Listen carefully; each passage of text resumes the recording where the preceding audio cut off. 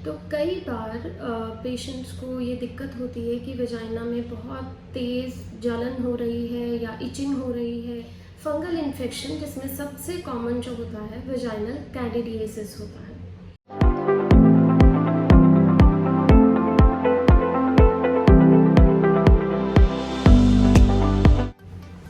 Hello friends, आज हम बात करेंगे वजाइनल कैंडिडियासिस के बारे में। तो कई बार पेशेंट्स को ये दिक्कत होती है कि वजाइना में बहुत तेज़ जलन हो रही है या इचिंग हो रही है। कुछ पेशेंट्स ये कंप्लेन के साथ आते हैं कि यूरिन पास करते हुए जल रहा है। तो ये सभी सिम्टम्स जो हैं ये फंगल इन्फेक्शन के हो सकते हैं।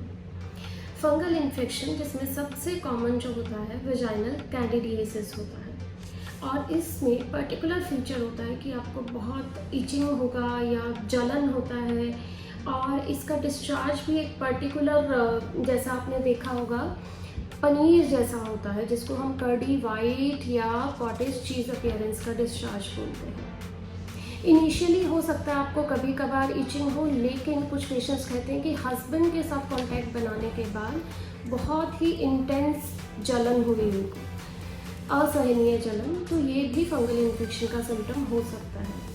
इसके साथ कई बार शुरू में वाटरी डिस्चार्ज होता है और उसके बाद ये डिस्चार्ज जो है वो कॉटेज चीज़ जैसा या कर्डी वाइट जैसा कि आप फोटो में देख सकते हैं, इस तरह का डिस्चार्ज आपको पैंटी पे लगा हुआ दिख सकता है या वजाइना से आता हुआ आप फिंगर पे महसूस कर सकते हैं। और ये होता क्यों है, क्या रिस्क फैक्टर्स रहते हैं?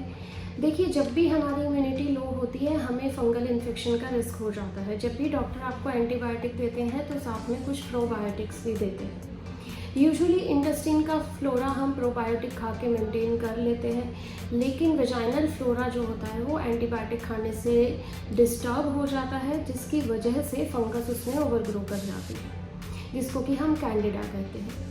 एंटीबायोटिक यूज़ होना, इम्यूनिटी लो होना, जैसे कि जब हम बीमार पड़ते हैं या फिर हमको प्रेगनेंसी है या फिर किसी को कोई पर्टिकुलर इम्यूनिटी वीक करने वाला इन्फेक्शन है जैसे HIV है, या फिर आप किसी इम्यूनोसप्रेसेंट जैसे कि स्टेरॉइड्स पे हैं या मीथोट्रेक्सेट या कोई और ऐसा मेडिसिन जो आपकी इम्यूनिटी को सप्रेस कर रहा हो।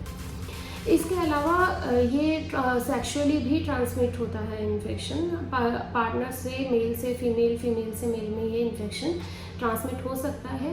पर ज़्यादातर फीमेल्स में ये सिम्टोमेटिक्स यानी कि लक्षण देखने को मिलते हैं और मेल्स में ज़्यादातर इसके लक्षण देखने को नहीं मिलते हैं।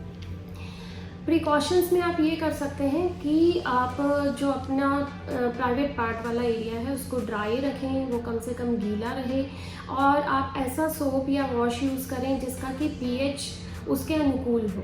अगर pH डिस्टर्बिंग सोप हम ज़्यादा यूज़ करते हैं तो उसमें भी फंगल इन्फेक्शन का ज़्यादा रिस्क रहता है। और हम ज़्यादा ओवर टाइट क्लोथिंग ना पहने, जिसमें थोड़ा हवा क्रॉस हो, नीचे का हिस्सा ड्राई रहे, ऐसे कपड़े हमें पहनने चाहिए।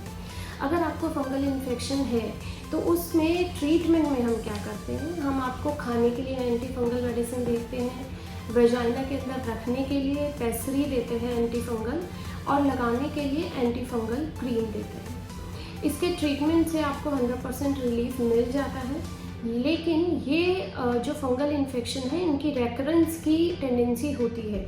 हो सकता है कुछ महीनों बाद आपको ये फिर से हो जाए, तो इसमें ऐसा घबराना नहीं है। कई बार पेशेंट कहते हैं कि हमें ये बार बार क्यों होता है। ये इसकी बार बार होने की टेंडेंसी होती है, और जब आप इनिशियल स्टेज में हो तभी आप अपने डॉक्टर से मिलकर एंटी फंगल का ट्रीटमेंट शुरू करें।